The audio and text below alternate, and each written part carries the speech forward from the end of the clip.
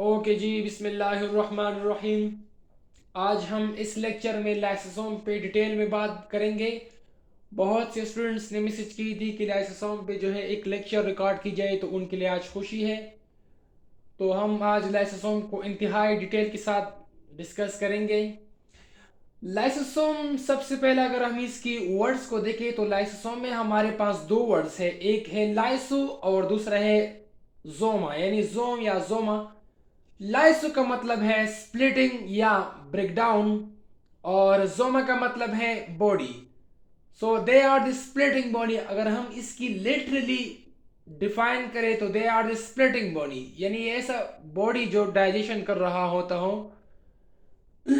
इसके बाद हम इसकी डेफिनेशन पे आते हैं। तो lysosome are the single membranous organelle that containing variety of digestive enzyme. Lysosome हमारे पास एक सिंगल मेम्ब्रेनियस ऑर्गेनेल है, यानी इन पे सिंगल मेम्ब्रेन है, और इन्हीं मेम्ब्रेन के अंदर बहुत सी डाइजेस्टिव एंजाइम पाए जाते हैं। वो एंजाइम कौन से होते हैं? वो enzyme they are the hydrolytic enzyme, यानी लाइसोसोम के अंदर जो एंजाइम पाए जाते हैं वो हमारे पास हाइड्रोलिटिक एंजाइम है। यानी हाइड्रोलिटिक का मतलब है दे आर दी हाइड्रोलेसिस, यानी वो एंजाइम जो वाटर की मौजूदगी में अपना काम कर रहा होता हो, उस किस्म के एंजाइम को हम हाइड्रोलिटिक एंजाइम या हाइड्रोलेसिस कहेंगे। वो कौन कौन से हैं? They are the peptidases, esterases, nucleases, proteases, lipases, carbohydrate and sulphatases etcetera. Lysosome में तकरीबन हमारे पास 40 डिफरेंट टाइप ऑफ एंजाइम पाए जाते हैं। और लाइसोसोम में जो एंजाइम है वो most of the enzyme they work at acidic pH, यानी लाइसोसोम में जो एंजाइम पाए जाते हैं उनका जो फंक्शन है वो एसिडिक पीएच पे काम करता है, यानी उसका जो पीएच है वो 7 से बिलो होता है। इसके बाद अगर हम इसकी डिस्कवरी पे बात करें तो हमारे पास एक साइंटिस्ट था, क्रिस्टियन डिड्यू ने जो है 1949 में रेड सेल में जो है डिस्कवर कर दिया था यूजिंग स्पेशल स्टेनिंग टेक्निक। इसके बाद लाइसोसोम की अगर हम शेप की बात करें तो लाइसोसोम का जो शेप है वो रफली स्फेरिकल शेप है, यानी इसका आप देख सकते हैं यहाँ पे डायग्राम में, अगर आप देखें तो they are the spherical shape. इसके बाद लाइसोसोम पे हम अगर ओरिजिन की बात करें कि कहाँ से ओरिजिनेट होता है, तो lysosome are originate from Golgi body. तो गोल्जी बॉडी से लाइसोसोम जो है ओरिजिनेट होता है, और उसी लाइसोसोम को हम कहेंगे प्राइमरी लाइसोसोम, जो कि हम नेक्स्ट डिस्कस करेंगे। इसके बाद हमारे पास लाइसोसोम की अगर हम देखें कि किस ऑर्गेनिज्म में पाया जाता है, तो they are the present depend upon the cell activity. Lysosome तकरीबन हर उस सेल में पाया जाता है जो कि मोर फेगोसिटिक हो, यानी ज्यादा फेगोसिटिक सेल में लाइसोसोम आपको वहां उन सेल में ज्यादा उनकी अबंडेंस मिल जाती है। अगर आप देखें तो they are abundant in neutrophil. Neutrophil एक डब्ल्यूबीसी का यानी व्हाइट ब्लड सेल का एक टाइप है, और उनमें लाइसोसोम बहुत ज़्यादा पाए जाते हैं क्योंकि इसका फंक्शन ही फेगोसेटिक है। तो इसलिए इसकी वजह से इसलिए लाइसोसोम उन सेल में ज़्यादा पाए जाते हैं। उसके बाद हम पढ़ेंगे प्राइमरी लाइसोसोम। प्राइमरी लाइसोसोम हमारे पास वो लाइसोसोम होते हैं जो कि directly originate from Golgi body, यानी गोल्जी बॉडी से डायरेक्टली जो लाइसोसोम ओरिजिनेट होता है, रिलीज होता है, उन लाइसोसोम को हम कहेंगे प्राइमरी लाइसोसोम। और basically they are inactive lysosome, यानी या आप वर्ड इस्तेमाल कर सकते हैं जाइमोजेन भी, इसके लिए वर्ड इस्तेमाल किया जाता है, यानी इनएक्टिव लाइसोसोम या जाइमोजेन। यानी प्राइमरी लाइसोसोम आप उस लाइसोसोम को कहेंगे जो बिफोर एक्शन हो, यानी एक्शन से पहले पहले लाइसोसोम जो हमारे पास होता है उनको हम कहेंगे प्राइमरी लाइसोसोम। और जब वो लाइसोसोम जाकर अपना फंक्शन अदा कर रहा हो, अपना फंक्शन परफॉर्म कर रहा हो, तो उस दौरान हम इसी प्राइमरी लाइसोसोम को जो है सेकेंडरी लाइसोसोम के नाम से जानते हैं। तो they are the after action enzyme lysosome, और दे आर एक्टिव लाइसोसोम। अब अगर आप लाइसोसोम की स्ट्रक्चर को थोड़ा देख ले तो लाइसोसोम हमारे पास ये इसकी मेम्ब्रेन है, लिपिड से मिलकर बना हुआ है, और इनके अंदर जो है ये राइबो एंजाइम पाए जाते हैं।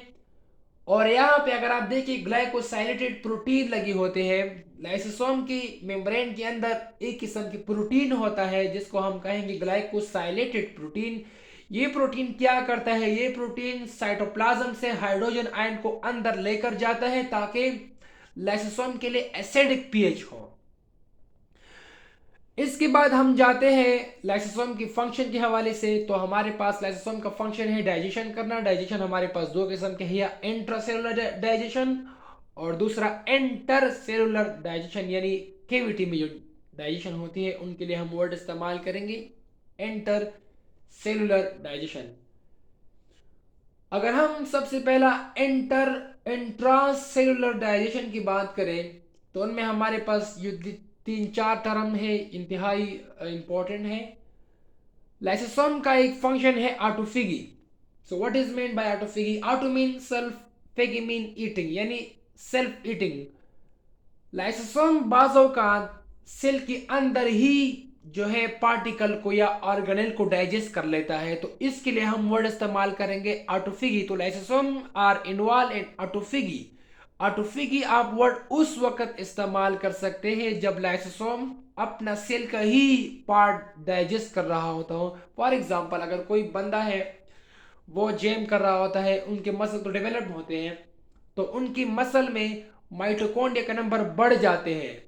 क्यों क्यों बढ़ जाते हैं? इसलिए बढ़ जाते हैं कि उनको एनर्जी की जरूरत होती है और माइटोकॉन्ड्रिया का फंक्शन ही एनर्जी प्रोडक्शन है। तो अब अगर उस शख्स ने जिम को छोड़ दिया तो उनमें तो माइटोकॉन्ड्रिया तो फजूल है, उनको भी डाइजेस्ट कर देना किसका काम है? लाइसोसोम का काम होता है। और इसी फंक्शन की वजह से लाइसोसोम को हम एक और नाम भी दे सकते हैं, they are also called as cell scavenger, यानी सेल में झाड़ू लगाने वाला भी हम ये नाम भी लाइसोसोम के दे सकते हैं। उसके बाद हम पढ़ेंगे हेट्रोफेगी, एक वर्ड है। अगर सेल से बाहर, अगर कोई बाहर से कोई पार्टिकल सेल के अंदर आ रहा हो, अगर वो फूड हो जो भी हो, उनको डाइजेस्ट करने के बाद हम लाइसोसोम को कहेंगे कि दे आर इन्वॉल्व हेट्रोफेगी। हेट्रोफेगी वर्ड आप तभी इस्तेमाल कर सकते हैं जब हमारे पास सेल के अंदर कोई फॉरेन पार्टिकल आए, एंट्री करे, एंट्री करने के बाद लाइसोसोम उसको डाइजेस्ट कर ले, तो इस किस्म के प्रोसेस को हम कहेंगे हेट्रोफेगी। इसके बाद हमारे पास एक और फंक्शन उसका है ऑटोलाइसिस। ऑटोलाइसिस क्या होता है? ऑटोलाइसिस हमारे पास they are self bursting. Lysosome खुद ही बर्स्ट कर सकता है सेल के अंदर। Lysosome are involve in developmental processes, यानी इसको भी आप समझ सकते हैं। इससे पहले हम दो टर्म डिस्कस करेंगे। Lysosome burst inside. अच्छा, ऑटोफेगी में लाइसोसोम हमारे पास क्या होता है, ये सेल के अंदर फ्यूज हो जाते हैं, और सॉरी, लाइसोसोम कोई पार्टिकल है उनके साथ फ्यूज होकर जो है एंजाइम उनको रिलीज कर देता है ताकि उसकी डाइजेशन हो जाए। लेकिन ऑटोलाइसिस में लाइसोसोम जो है क्या कर सकता है? ऑटोलाइसिस के दौरान लाइसोसोम जो एंजाइम है वो सेल के अंदर रिलीज कर देता है, जो कि सारा सेल ही डाइजेस्ट कर लेता है। फॉर एग्जाम्पल अगर आप देखें मेटामॉर्फोसिस ऑफ टेडपोल, अगर आपने देखा हो तो मेंढक, अगर कोई यानी फ्रॉग का जो बच्चा होता है उनके बच्चे में टेल होता है, और जैसा ही फ्रॉग यानी मेंढक बढ़ता जाता है तो उनको टेल गायब हो जाता है। बेसिकली वो भी लाइसोसोम की एक्टिविटी की वजह से गायब होते हैं। और ऑटोलाइसिस फंक्शन की वजह से, यानी लाइसोसोम का वो फंक्शन जो कि लाइसोसोम एंजाइम रिलीज कर देता है सेल के अंदर, और एंजाइम रिलीज करने के बाद सेल का सारा ऑर्गेनेल न्यूक्लियस सब कुछ डाइजेस्ट कर लेता है, और एक सेल दो सेल जिस तरह जाते जाते एक ऑर्गन, कंप्लीट ऑर्गन को रिमूव कर देता है, उस प्रोसेस को हम कहेंगे, यानी वो लाइसोसोम का प्रोसेस कहलाएगा ऑटोलाइसिस, और इसी फंक्शन की वजह से हम लाइसोसोम को कहेंगे सुसाइड बेग। यानी सुसाइड बेग क्या है? सुसाइड बेग लाइसोसोम का वो फंक्शन कि लाइसोसोम खुदकुशी अपना करे, यानी लाइसोसोम एंजाइम को रिलीज करे, कंप्लीट ऑर्गन को डाइजेस्ट करे। इसके बाद हमारे पास एक और फंक्शन है crinophagy. Lysosome also involve in crinophagy. Crinophagy क्या होता है? जब एक्सोक्राइन ग्लैंड बहुत सी हार्मोन को रिलीज कर देते हैं, यानी excess of hormone which is release by endocrine exocrine gland also digested by lysosome. यानी बाजों का एक्सोक्राइन ग्लैंड से बहुत से हार्मोन रिलीज हो जाते हैं, तो उनको एक्सेस जो इजाफी हार्मोन है उनको डाइजेस्ट करना भी लाइसोसोम का जो है फंक्शन होता है। यहाँ तक तो लाइसोसोम का टॉपिक ख़त्म हुआ। इसके बाद हम लाइसोसोम की वजह से कुछ डिजीज़ है उनको भी हम एक और लेक्चर के साथ डिस्कस करेंगे।